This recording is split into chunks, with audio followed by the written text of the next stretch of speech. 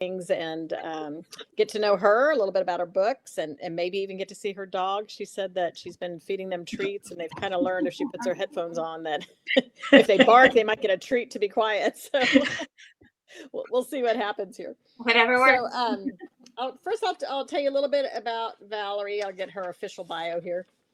So Valerie graduated from Northwestern University in Evanston, Illinois, with a Bachelor of Arts degree in Political Science and Urban Studies.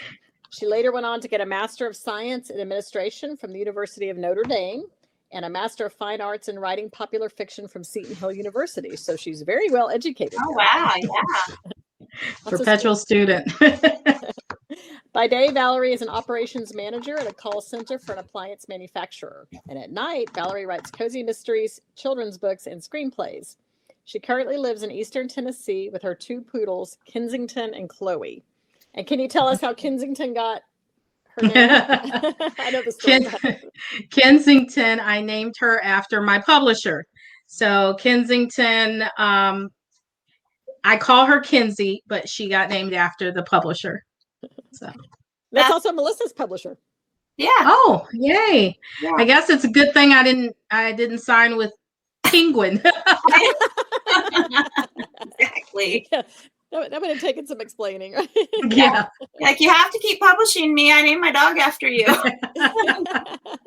We're forever bonded. Right. So we have some questions that Melissa and I came up with, and then some that the Book Warriors submitted, and some of them we had some overlap in what our members wanted to know and what we wanted to know. So I think that shows that we kind of had a similar reaction to your book. So Stephanie Latch posted on one of the posts, and she said, "I've read The Plot is Murder and Red Herring Hunt. Yeah, I'm sorry, I can't read my own writing. Red Herring Hunt." She wrote, "Love the title, is on its way. Do you have a favorite book of yours that you've written so far?" Ooh, favorite book. That's tough. That is a tough one. It's sort of like trying to pick your favorite kid. You know, I don't know. Or your favorite dog. Or my favorite dog.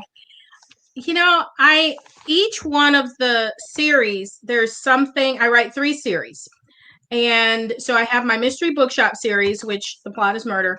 I also wrote a dog club series for one of Kensington's imprint. And I have my R.J. Franklin mystery series that I write for Camel Press.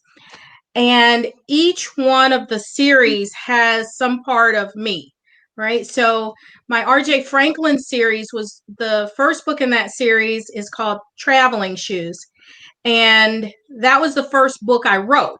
It wasn't the first book that I got published, but it was the first book I wrote. And it was my thesis for my MFA program. Oh, cool. And it's set in St. Joseph, Indiana, which is not a real place, but it's my hometown.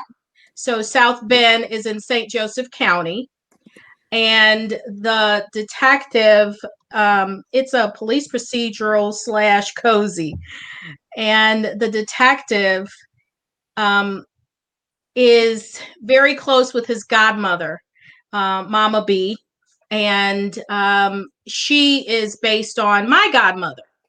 So there's a lot of my, life and growing up in the church and singing in the choir and the food and just everything of home in that series. In my dog club series, Lily Ecclesby moves from Indiana to Eastern Tennessee to Chattanooga, and she gets a dog, a toy poodle, black toy poodle like Kensington. And so it's really her starting over, looking for her happy place. And so, that's a lot of my life is moving from Indiana to Tennessee. And then this, my mystery bookshop series, Samantha Washington dreamed of owning a mystery bookshop and writing British historic cozies. And that's her dream because that's my dream. I would love to be able to quit my job, open a mystery bookshop, and write British historic cozy mysteries. So there's a little bit of me in all of them. And so, I do love the characters in the Mystery Bookshop. I would love to be as spunky as Nana Joe and Irma and the girls from the retirement village. And so, I guess I don't have a favorite. I wish I could. Like different ones for different reasons then. Yeah, exactly. I guess whichever one I'm working on right now. Well, you kind of sort of touched on a question that we had that was going to be our first official question. I just snuck in the one that Stephanie had said, but Susan Slavinsky and Lisa DeGrosse had mentioned that they liked your story within the story, and I liked that too. The how you had the historical mystery romance blended in with that, and so they asked what prompted you to write that. And I'm wondering if you're a Bridgerton fan, and if you read his stories. I have not seen Bridgerton. I do read a lot of British historic cozy mysteries. I'm a huge Agatha Christie fan. Love Agatha. What prompted me was that when I got the idea for this book, I initially it was going to be just the story. The murder was only going to happen in the story she's writing, because I thought I didn't want it to be Cabot Cove where everybody dies in this small town in Maine and everybody's afraid to travel there. So I thought it might be a little more realistic if all these murders are taking place in the book that she's writing. But then I thought, well, is that going to be enough for a real true cozy mystery lover? They're going to want her to solve a crime. So then I thought, oh, wow, what if I did both? What if I had two mysteries to solve in every book? And so, I was like, okay, well, that's what I'm going to do. I did not think about the reality of trying to write two mysteries in a book. How hard? Oh, yeah. I thought it'd be fun as a reader. I wasn't thinking about it from the writing standpoint. Twice as much work. It is. Oh, no. It is, but it's actually worked out pretty well. And when I get stuck, because I'm a pantser, I'm not really a plotter. So when I get stuck, then I switch over to the other one. And usually it kind of helps me get out, just like it helps Sam figure things out. It helps me figure things out. So then I go back to the other one. I wanted there to be a parallel theme through both. I don't know that I am successful all the time with that, but I try. It was really fun. It was a neat device. I thought it was really, it was kind of a great way to build the suspense and kind of take the reader away for a moment and kind of, mix it up. I thought that was great. Did you end up liking, in any of the books that you've written in this series, have you ended up liking the Sam's stories better than the actual mystery that you're writing, in terms of, what you've been drawn to as the writer? Oh, I think, often I do, especially because I haven't seen Bridgerton, but I did watch a lot of Downton Abbey. So, just when the servants are involved, and I just thought it was a lot of fun, to have a butler and to have maids and just to go back to that time and to write about a mystery in that time frame. And because it just seems so unreal, right? I guess for my life, that somebody's living in this big, huge house with servants, and, you can just ring a bell and tea is provided for you and you've got to cook.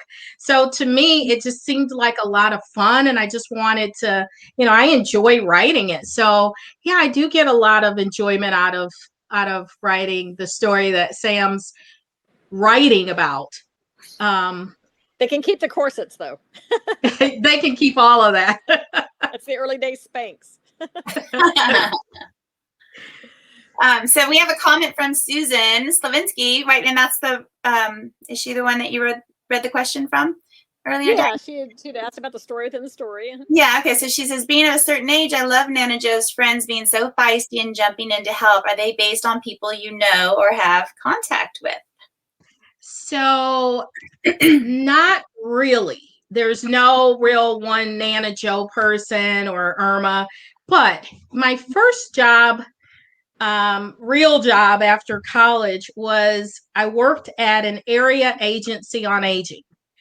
And I was about 22, and I go work at this agent, and there are area agencies on aging throughout the United States. Most people haven't heard of them, but Meals on Wheels, they fund those. So they're all over the United States. They've been around since Lyndon Johnson administration. So anyway, I go to work at this company, and I am one of the youngest people working there, right? So my secretary was 80. I had a data clerk who was 65. And so I'm around all of these seniors. And one of my jobs, I was the planner, and we would fund agencies to provide services for seniors. And I would go to the senior centers or, other companies, and I would evaluate to see if they were meeting regulations. So I would go to the senior center at lunchtime, and I'd have lunch with these seniors. And I met some very feisty people. The receptionist at the area agency, there, I think Irma is based a lot on her. Her name was Gertie. And Gertie was like this smoker, and she sounded like she'd been around truckers her whole life. And she'd be like, "Thank you for calling the area agency." And I was like, okay. She was just a really fun woman. And the office manager would wear like black fishnet pantyhose and high heel shoes. And she taught me how to play the numbers. And there was a liquor store behind our building. We go get snacks at the liquor store, and she taught me to play numbers there. And so a lot of Nana Joe, I think, comes from her. And so I just took bits and pieces of different people. My sister and her husband had a cleaning company, and one of their workers, would clean houses. She would, clean for me like once a month or something. And I based Ruby May a lot on her and the stories that she would talk about. She had 9 kids, and she had lived in Chicago, and her husband walked out on her, and she raised all these 9 kids cleaning houses in Chicago, and they all grew up and went to college. And she was just a wonderful woman full of stories. And I think it was just all of those stories and the people that I met, and I wanted to portray this senior group with a little more, I guess, spunk than what you would typically see in books. Yeah, busting down those stereotypes. I love that. Exactly.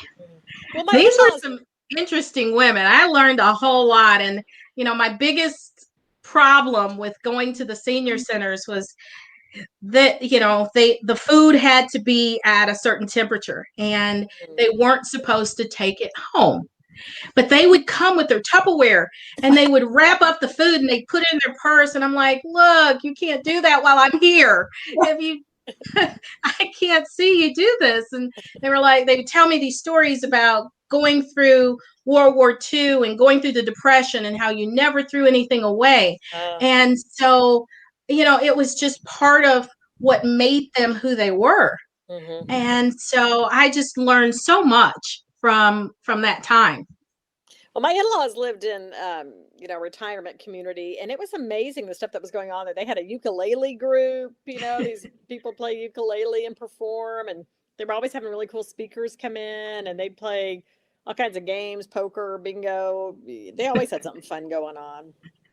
Parties for all the holidays and stuff. Yeah, it's a very lively group. Exactly. I want to be spunky like that. I want to have. I do too. And yeah. I wish I were spunky like that and brave now, but me too. I guess when you get to a certain age, you just don't care what people think, or, all those things that used to bother you. It doesn't bother you at a certain time in your life, and you just are free to be who you want to be. Yeah. Yeah. Yeah, I find that's true just as I'm getting older. So, by the time I'm 80, I can't wait. I'm not getting anything or anybody. So that leads us, though, right into the next question about Snickers and Oreo and their personalities. And so, are they based on your dogs too? Just like so many of the characters in your books are based on people that you've known and your own life? Yes, actually, they were. Now, Snickers and Oreo were based on my two previous dogs, Cash and Coco. Unfortunately, they've gone over the Rainbow Bridge now. But the cool thing is that the illustrator took pictures of my dog, and every picture on the covers, these are my dogs. So in the chair, backwards on the thing, the dog in the chair, that's Coco, and the dog standing up by the chair, there is Cash. Aw. And so their personalities, I can always pick them out on the covers because of she did such a great job of capturing their personalities. Because Coco was the feisty one. She was so smart, but she had an attitude. And so she was very much like I portray Snickers in the book. And she was the brains of the operation. And she would just, Cash he had such a zeal for life. He was the one that, the middle of the winter in Indiana, I opened the door and he just bound out halfway in the middle of 3 feet of snow. Oh, no. And then his underside gets cold. And then he comes bounding back in without having taken care of his business. And Coco would just stand there and look at me like, and we needed him because what? She just had such an expressive face and just a great personality. My mother used to say, she looks like she's been here before. So if she could talk, she would have, told me a few things about bringing Cash home. But they are absolutely based on my dogs, Coco and Cash. And it puts a smile on my face every time I look at the covers and I get to see them, on the covers there. So I'm so glad when they asked me. They're like, well, do you care if we use your dogs? I'm like, heck no, use my dogs. Here's some pictures to help you out. So, that's they're wonderful. Poodles. Mm-hmm. And you have poodles now also. So is that your? I do. That's my breed. I love dogs, all dogs. But when I was little and we wanted dogs, my mom had certain criteria for us to be able to get a dog. We had to have a fenced-in backyard, and my mom did not like dog hair. So we had to get a breed that doesn't shed, and poodles didn't shed. And she wanted a small dog. So we went to the library, did our research, found that poodles would satisfy everything. And so our first poodle when I was little was a white toy poodle named Candy. And she was so smart. And, poodles are a very smart breed. I've heard which that. Is when you used to go to circuses, they would always have poodles in the act because they were easy to train. They used to, at one point, they were considered one of the smartest dog breeds. Now, I think border collies have taken over that number one slot. But they are very easy to train and they don't shed. And I really like that about them. The problem is they are very smart dogs. And sometimes I don't realize I'm being played until afterwards. And then I'll find myself stopping like, wait a minute. I think you're playing me. And so that's the problem with having a smart dog. They trained you. They have trained me. The puppy that I have now, Chloe, she definitely knows when the headset comes on. If she barks, I will toss a treat over the desk to get her to shut up. And so she's also figured out she can kind of lean her paws on my desk. And just bark at me until I give in. You like the sea names for the dogs too. You know, the first one was Candy, and then when I was little, our next dog was Cookie.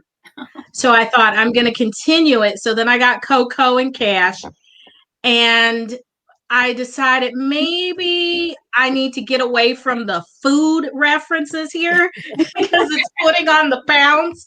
And so I went with Kensington, who I named after my publisher. And then when I got the puppy at the start of the pandemic. So March of 2020, like the week we closed down our office and everybody had to go home last year, I go pick up a puppy. So she has known nothing else but You. staying at home Yeah. and me being home 24/7 with her. So but I kept her. I think it took me about 2 weeks to come up with a good name for her. And so I'm just like, what does she look like? You know, I just hold her up and I'm like, I don't know. I thought about Cinnamon, but then it's like, you got to shorten it. You got to have a name you can shorten. Yep. And I couldn't figure out a really good shortened name for it. So Chloe just sort of stuck. Well, it's a good name. It went back to the food references for Snickers and Oreo. So you still got I had a hairdresser in Michigan, and her dogs were named Snickers and Oreo. And I thought, I love that. I wish I had thought of it. And so I used that in my book. Perfect. Yeah, it's cute. So we're going to go from dogs to setting now. One thing that I thought was really neat about this book was the setting. And I thought, oh, I've never heard of North Harbor, Michigan. So, of course, I try to map it on my phone. And I'm like, okay, it's not going anywhere. So I Googled it, and it brought up your blog where you talked about how it was a fictional town. So can you share a little bit about the town and why the setting appealed to you? I liked the history as a once thriving industrial town, because it really gave you a sense of, what this town was. Like, I've got relatives that live out in West Texas, and they have boom bust cycles out there with oil and gas industry. So it kind of made me think of that. It gave me, gave some flavor. Yeah. Actually, it's based on North Harbor and South Harbor are based on Benton Harbor, Michigan, and St. Joseph, Michigan. And they're right on the shores of Lake Michigan in southwest corner of Michigan. And it's about 45 minutes from my hometown of South Bend. And so I work by day. I work for appliance company Whirlpool, and their headquarters is in Benton Harbor. And so I lived in Benton Harbor for several years, and it is exactly, Benton Harbor used to be that thriving. And they have a lot of old Victorian homes that were once where all of the wealthy people lived in Benton Harbor. The working class people lived in St. Joe. So a lot of the older houses are small, kind of cottage style homes. And after the car industry and manufacturing left and moved south and into other countries, then Benton Harbor really started to decline. And then during the 60s, and they had race wars, it got worse. And so a lot of the whites left Benton Harbor and moved over to St. Joe. So Benton Harbor is predominantly Black, and St. Joe is predominantly white community. And it's just like night and day when you cross over the bridge. Same beautiful part of the Lake Michigan shoreline, but you cross over and you see a lot of burned out buildings and decay. And then on the other side, you got cobblestone streets that in the summer they have horse-drawn buggies that will take you for rides down the street. And it's just amazing the night and day difference between the two cities. And Whirlpool is the biggest employer in the area. And I think they stay there because they know it would just really destroy the town if they left. And so they funnel a lot of money into Benton Harbor, and kind of keep it going, and do a lot of things to revitalize. Several years ago, they started. They helped to fund a Jack Nicholson golf course, Mm. and they have the senior PGA will have tournaments there. So they do a lot of things to try and get tourism, and they really tried to get the arts going very well in the community, and really to turn things around. But it's been slow going. But that's the town that it was that I built that around. And I, I wanted my bookstore to be right down, actually, I live in Tennessee, but I moved back for a few years to Michigan, and I was actually going to buy a building. And my plan was, I'm not ready to retire yet, so I'll live upstairs and I'll rent out the lower level until one day when I'm ready to retire and I can have that mystery bookshop. And so that was my plan. Well, I had the listing agent actually got another offer after the clients had accepted my offer, and he got a higher offer. So he then did a lot to prevent me from being able to close on the building, including refusing to let the inspector come in and do the inspection. And it got to be where I had to get an attorney, and I had to, get a whole lot of stuff that was just stressing me out and taking so much money fighting him, that I thought it's just not worth it. So I walked away. But it also gave me the idea that I'm going to kill him. Yeah. So I got my revenge by being able to kill a realtor in my book. That's hilarious. That has happened for me a couple of times too. It's very satisfying. It is. It is cathartic to be able to do that. I now have this long list of people that I'm gonna, kill only in my books. Okay, we know never to get on your bad side. My coworkers now read my books to see if they recognize themselves or anybody else in there. I always change the names, but I leave the initials so they know, is WK this person who I think it is? I'm like, yep. That's funny. That's awesome. Clever. So you kind of already touched on this one, but I'll go ahead and ask and see where else we can go with it. So in chapter 5, Samantha is writing the historical mystery, and she writes that Daphne is covered in blood, but she also says she's not sure whose blood it is and that she'd have to figure that out later. Now, you already said you're kind of a pantser, so I am kind of like in between. I don't know, Diane, you're kind of more on the plotting side, aren't you? Mm-hmm. Yeah, so where do you fall on that spectrum of pantser to plotter? I am pretty much all the way to the pantsing side. I aspire to be a plotter, and I have worked towards trying to be a plotter.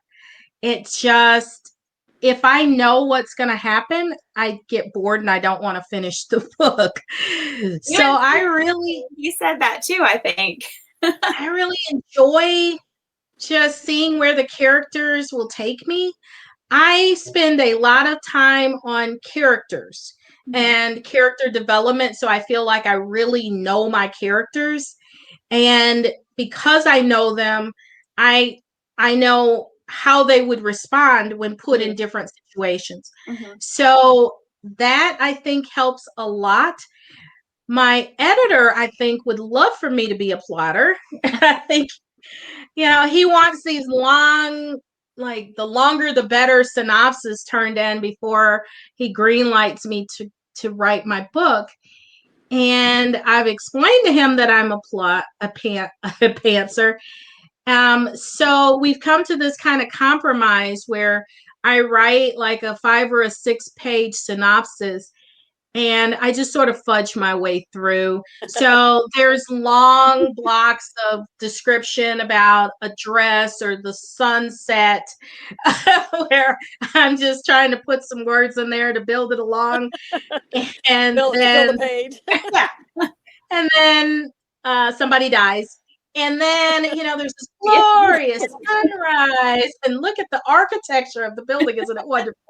So, Yeah, so with the caveat, this may or may not be like the actual book when it's done.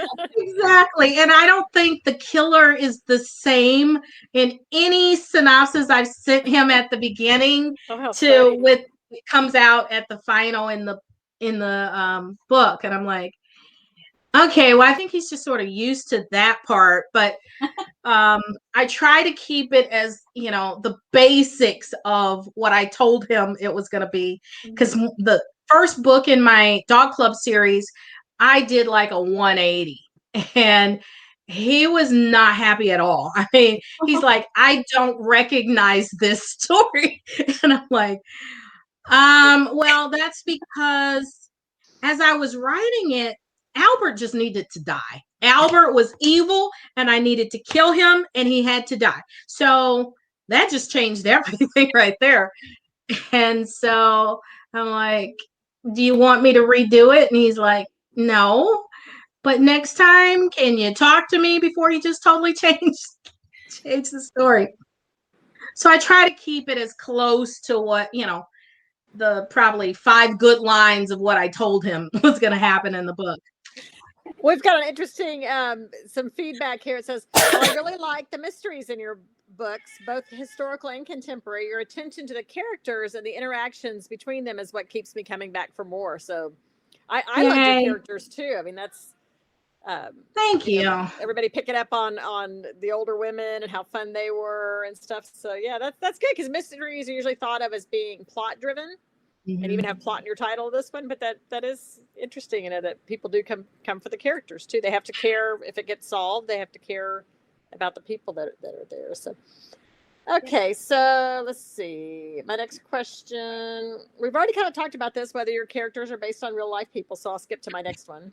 Okay. So the Four Feathers Casino reminded me of the Choctaw Casino, Windstar Casinos in Oklahoma, where I used to go every once in a while back when we lived in Texas. Melissa and I actually knew each other back from the Dallas-Fort Worth area. And then we, just by coincidence, ended up moving to the same small town in North Carolina. So it's just funny how that happened. But anyway, back when we lived in Texas, my husband really likes to gamble. I like to gamble a little bit. I get bored pretty quickly if I'm losing. But that Four Feathers Casino reminded me of those places. So I'm just curious whether you've ever been to the Harrah, if you're a gambler, whether you've ever been to the Harrahs in Cherokee, North Carolina, because I know that's not too far from Chattanooga.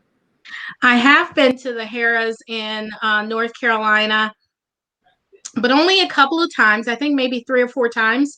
The problem, I probably would go more, but I'm a coward. And the drive, so Indiana and Southwest Michigan is pretty flat. And Tennessee and North Carolina, not so much.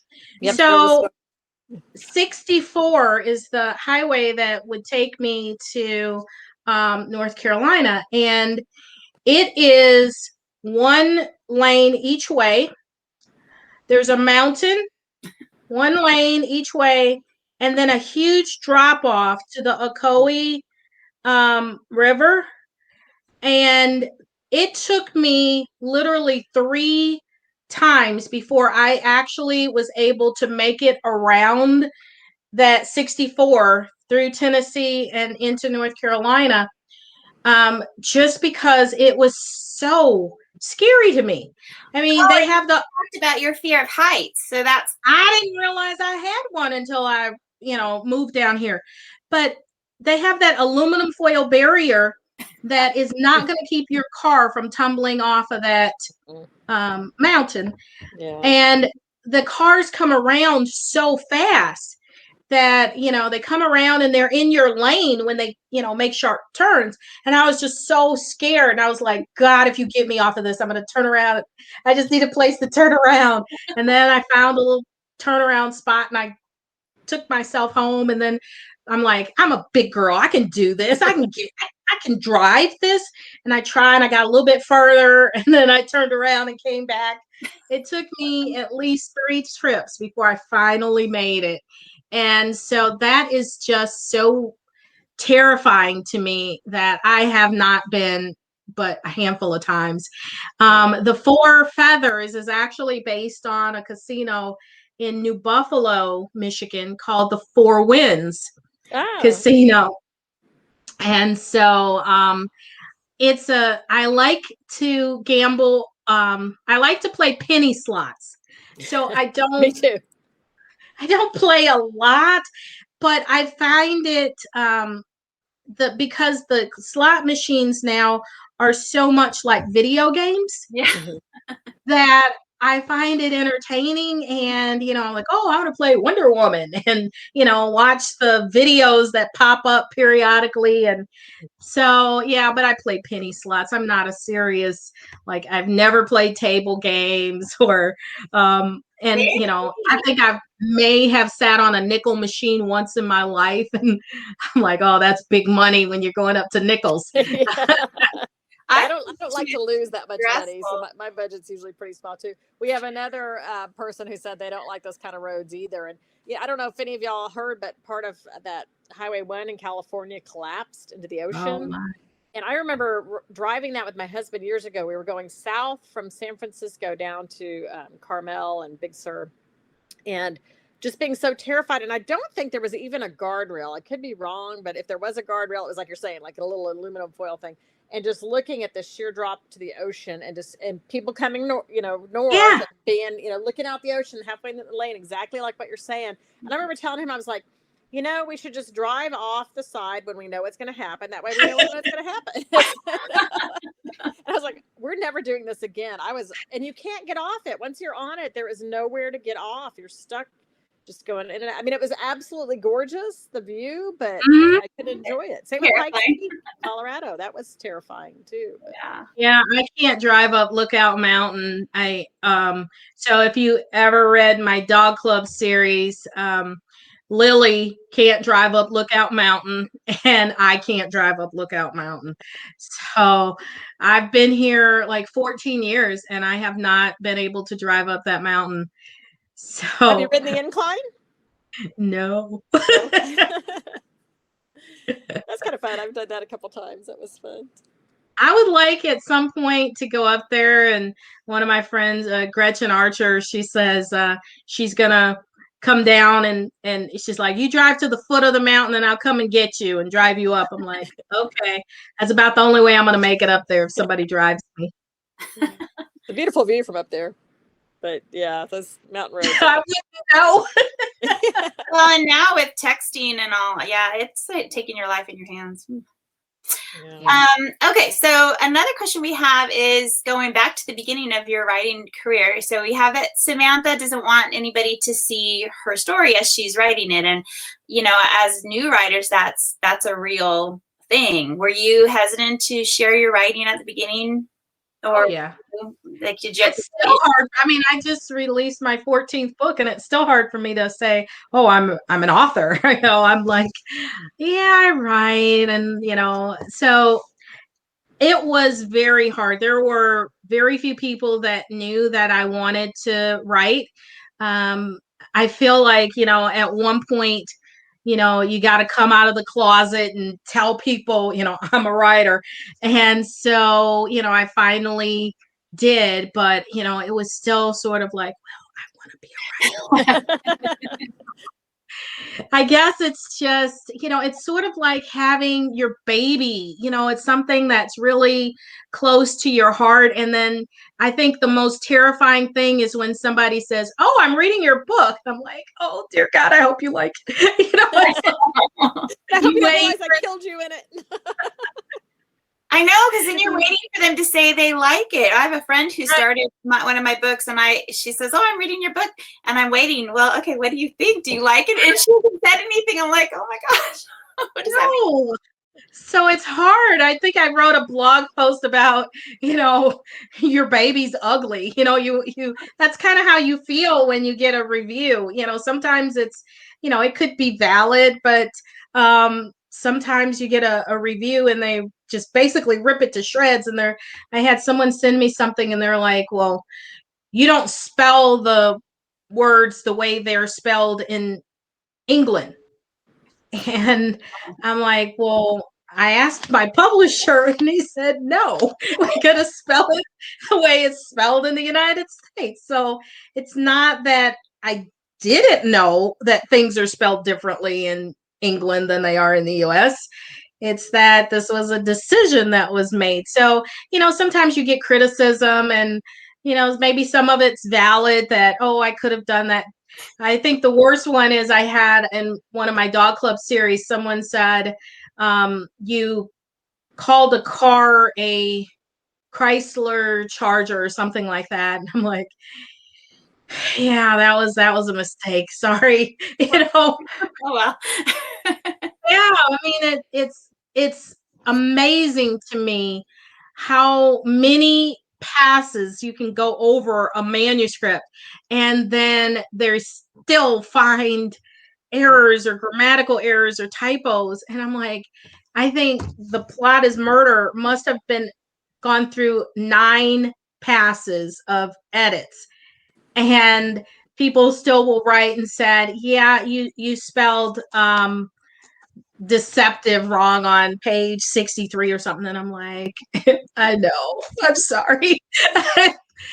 Sometimes 9 passes, but multiple people reading it, and they don't. Yeah, it's crazy. Well, a lot of times it's like a phonetic thing too, or something. Maybe Yes. using a different word that sounds the same or something.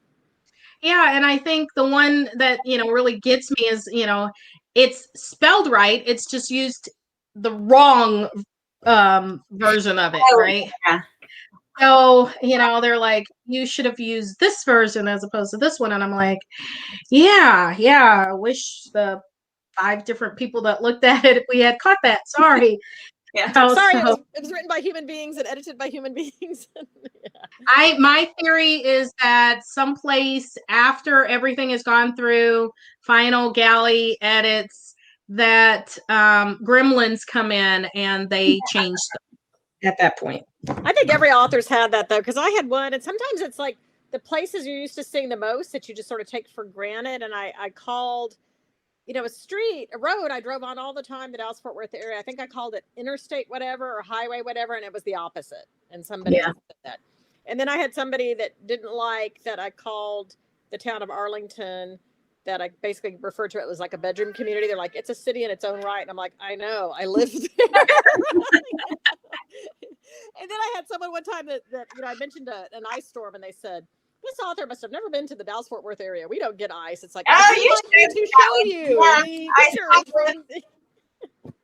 I got pictures to prove we did. Yeah. But most of the readers are wonderful. We love readers. I mean, oh yeah. So yeah, we're just venting a little here, but yeah, it's and what I love too is like, readers will keep us on our toes with stuff like that, but also how much they can make your day with some good feedback. That's what keeps us going, is getting, nice reviews, a nice post on Facebook, some messages and emails. Yeah. Absolutely. That can turn my mood totally around. I'm sure it certainly can. Just a nice, post that I enjoyed your book. It's remarkable. And you're right, it does totally change your day when someone does something like that.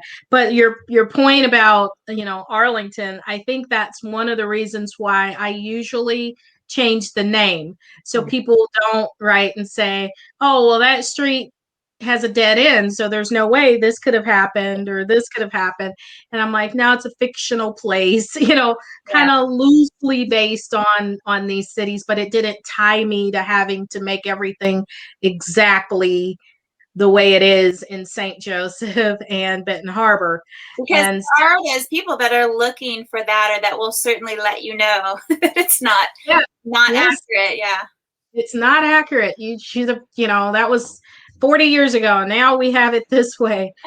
But it makes it fun when people recognize different things and they tell me, oh, I think I went to that lighthouse, or I think I ate at that restaurant, or I know the beach that you're talking about in that book. So that can be fun too when you recognize places that are familiar. Yeah, connections. I found too that referencing celebrities sometimes can come back and bite you in the butt, because I think I've referenced Johnny Depp, and now he's sort of persona non grata. Oh, References people as kind of being, like the heartthrob or whatever. And it's like, not anymore. Not anymore. We've got someone that says, my family would laugh when we tell them that San Antonio shut down for ice. Dallas Fort Worth got ice if San Antonio did. oh yeah. Another book warrior said, I like your gremlin theory. As a former teacher, the grammatical errors of books used to bother me. With age comes a softening of attitude, hopefully. Now I just smile a little and keep going, reminding myself we're all only human. So. Yes. Thank you. It is hard, and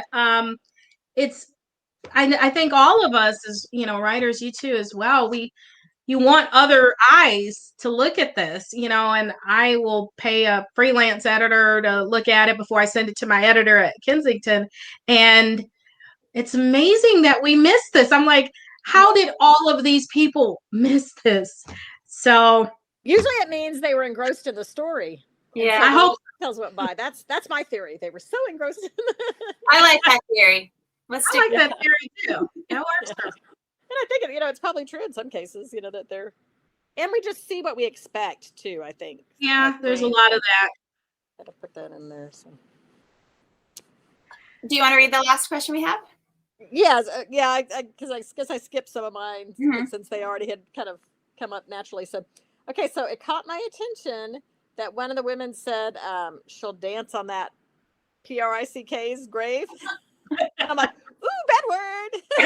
And those could be a bit of a no-no in a cozy, but sometimes it's just realistic that's what somebody's going to say. So it's more realistic sometimes than a benign word. So did you get any flack for that? Has anyone said, ooh, you said a naughty word, or were they okay with it? I have not, but I do try to watch so that I don't offend, cozy readers. I know they have certain expectations, and I want to make books that everybody can read, so it's interesting that you asked that question, because in my dog club series, I used to be a part of the dog club, and I know that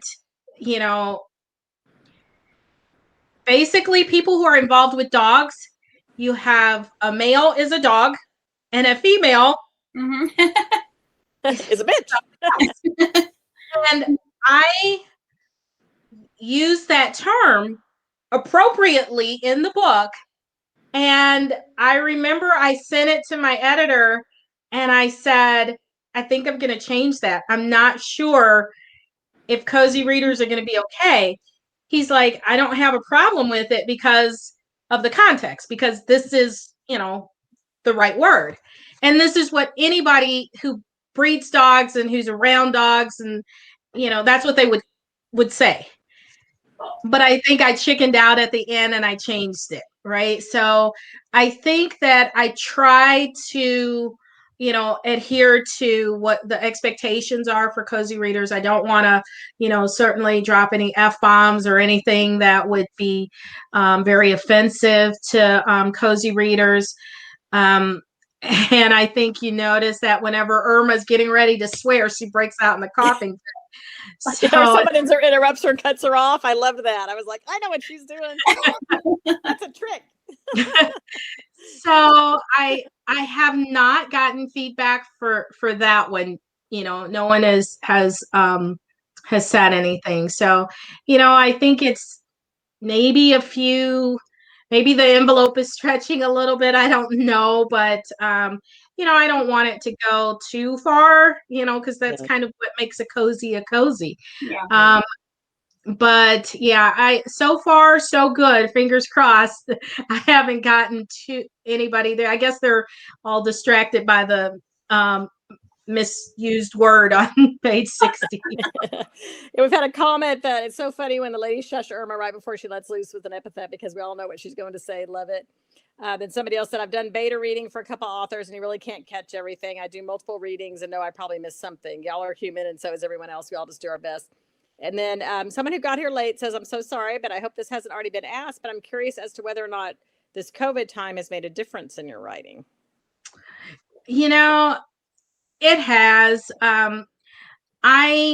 I struggled for a long time.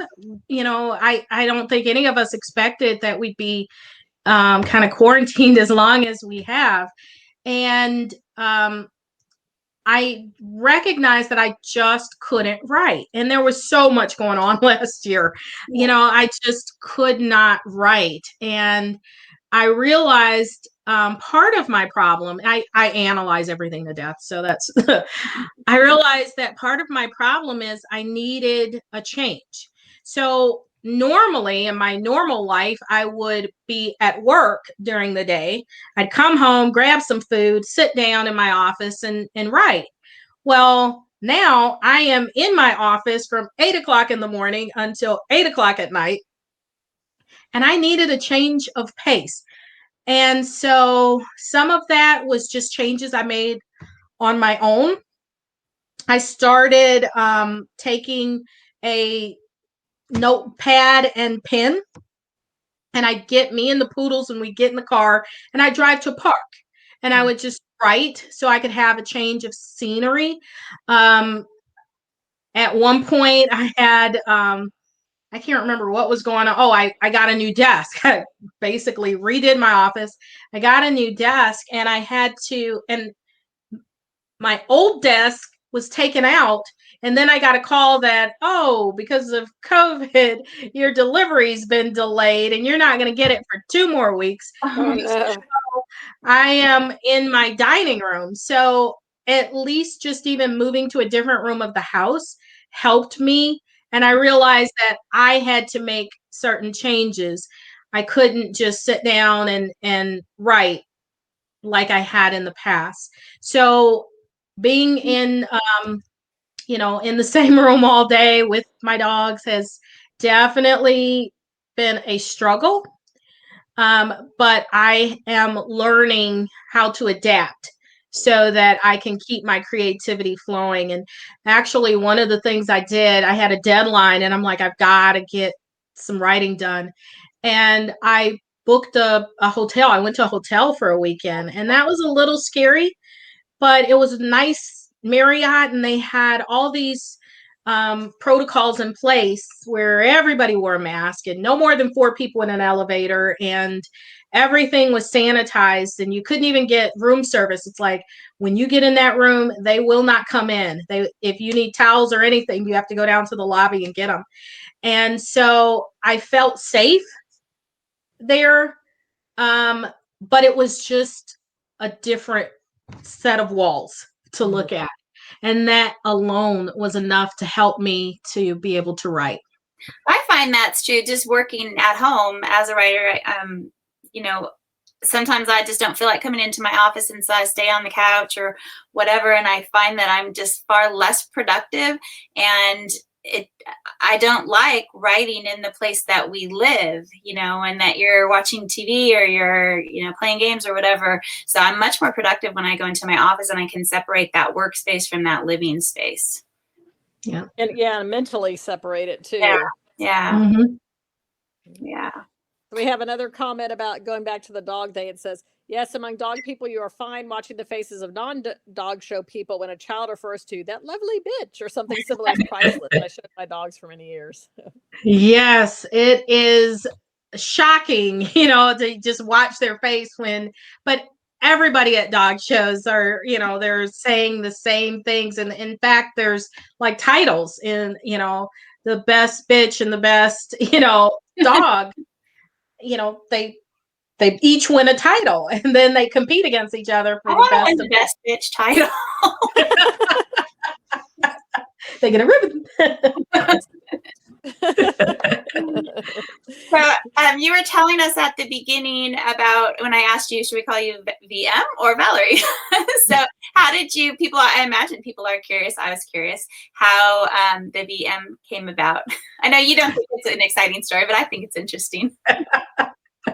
So I said, I wish that I had some, really unique reason why I chose VM Burns, but honestly, it was because I wanted to make it easy for readers to find me. And I couldn't get valerieburns.com. There is a personal consultant in California who already has that website. And I thought it might be confusing for people. And I know people say, oh, you can say valerieburnsauthor.com or valerieburnsbooks.com. But I thought, well, I want my author name and my website to be the same. So I just used my initials, Valerie Marie, so vmburns.com. But I do check periodically to see if she's still in business and still paying for that website. Because if she ever lets it go, I'm going to snatch it up as quickly as I can.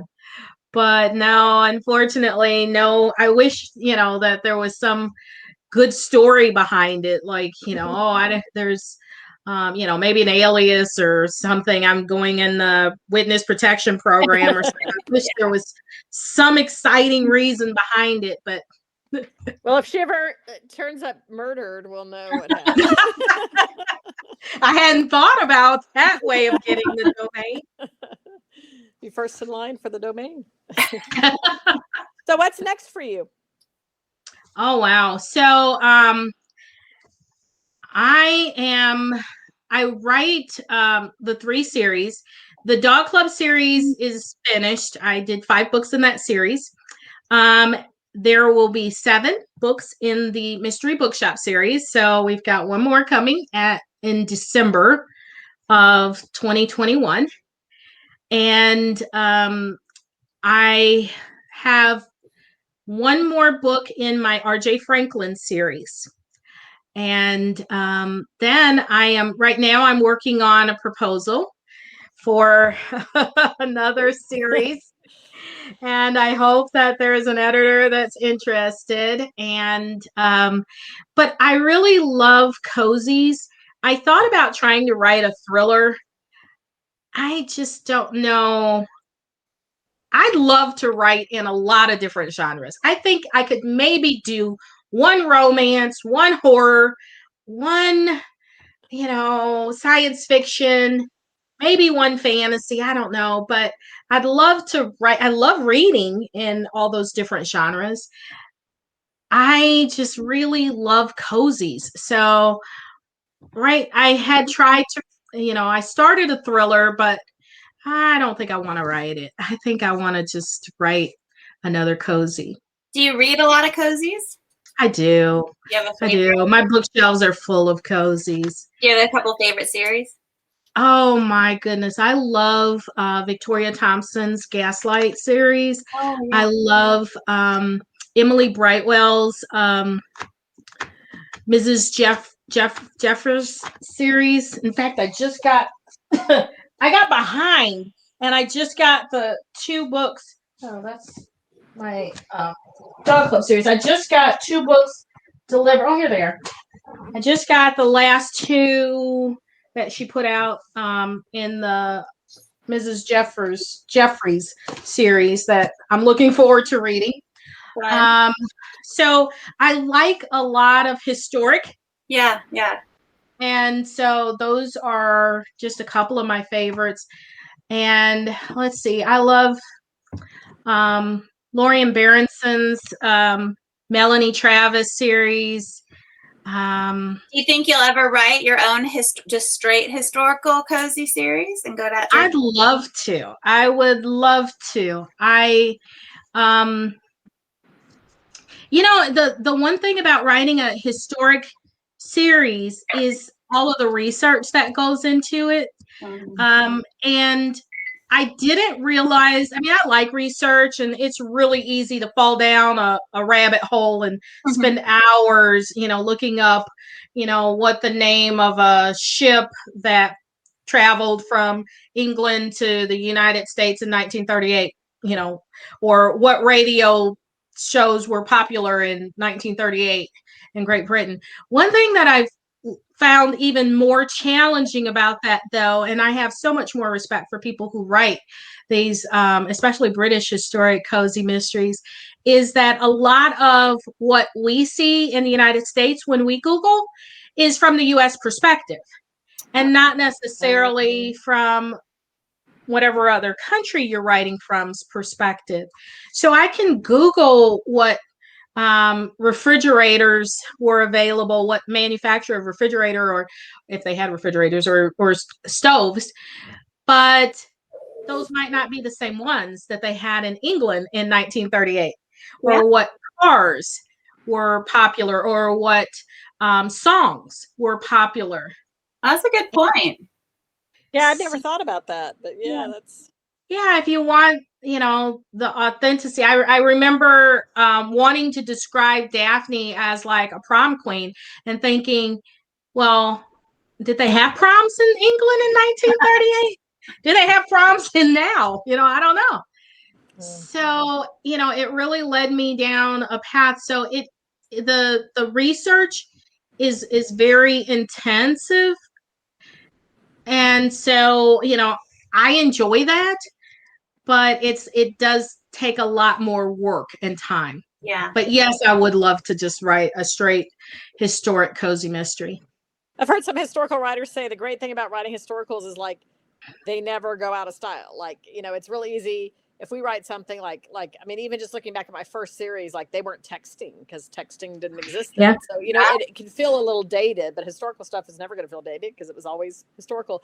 But I even saw something about Bridgerton that people caught when they were riding in the carriage. There was a yellow stripe down the road and then a manhole cover. Oh, man, really? It's like, oh, I probably saw it on the show and it didn't even catch my attention. But that's like the Starbucks coffee cup in Game of Thrones, right?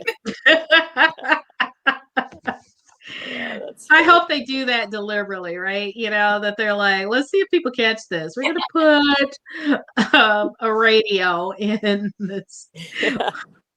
Or an iPod. Kind of funny if they did a show like that. Then, look for the things that are wrong. That would be funny. Like look for the anachronisms. So yeah.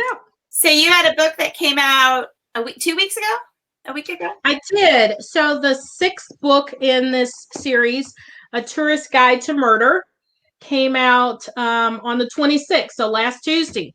So the cool thing about it, and publishing is so slow. It takes forever for books to get published. You write them like a year, sometimes 2 years in advance.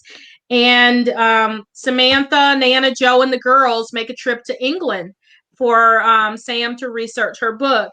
And, it was just really great as I was reviewing the edits and galleys last year to think about, because I couldn't travel. And I'm like, I get to travel vicariously through my characters. And so they take a mystery lovers tour of England and run into some murders. Oh, cool. Fun. Well, that's neat because then it takes it out of their town. Exactly. Yeah, that's very clever. So we have another book warrior said we hope that the bookshop series will keep going beyond the 7. Well, I don't think that my publisher has that in mind, but I hope so too. We'll see. I guess it just depends on how well my sales do. So buy my books. Tell your friends. But yeah, no, I think it would be fun to maybe just write a book of the British historic. So I thought about that, just doing one of the, the Marshes solving a crime and have the whole book be about that. So that would be fun.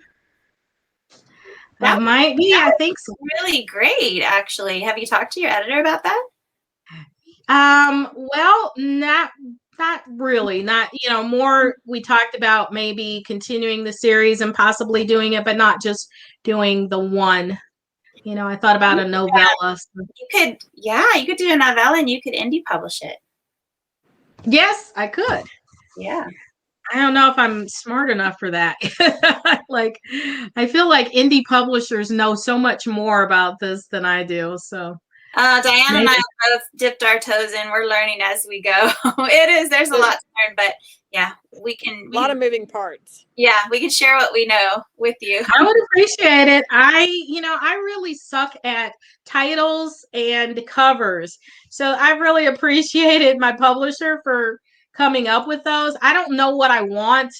I know what I like when I see it, but I can't tell you, oh yeah, I want 2 dogs on the cover and one in a chair. And, I'm just like, well, there's books and there's tea and there's dogs and maybe a dead body. I don't know.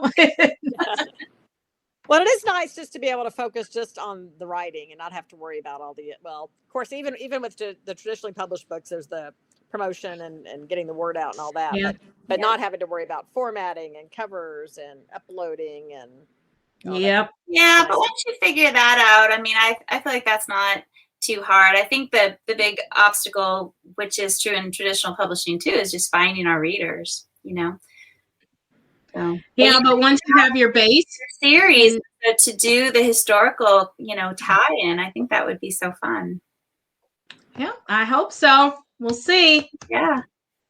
We have someone else who says, discovered you recently and really enjoyed the plot as murder, went on to buy the rest of the books in the series. Just a fun read. Yay! I love you. Thank you. This has been wonderful. So Yeah. It's been a lot of fun. hopefully we'll get to see each other in person again if the Southern Festival of Books in Nashville ever happens again. And I hope you'll so. go back. Melissa and I will probably go if it's ever happening again. God, Yeah, forbid. definitely. Who knows when the world's going to rev up again. Yeah, hopefully sometime before too long. Yeah, it was so nice meeting you, Valerie, and we're so glad that you were here. And I think everybody has loved the books and gone on to buy more. So keep writing. Well, thank you guys so much for inviting me. I had a great time.